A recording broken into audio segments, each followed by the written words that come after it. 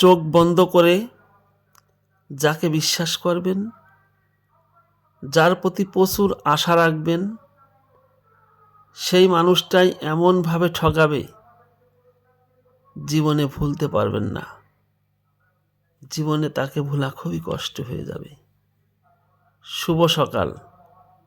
আজ সোমবার 2রা ফেব্রুয়ারি 2026 খ্রিস্টাব্দ, 19শে মাঘ 1432 বঙ্গাব্দ, 13ই সাবান 1447 হিজরি। আজ বছরের 33তম দিন। ঋতু পরিক্রমায় এখন চলছে শীতকাল।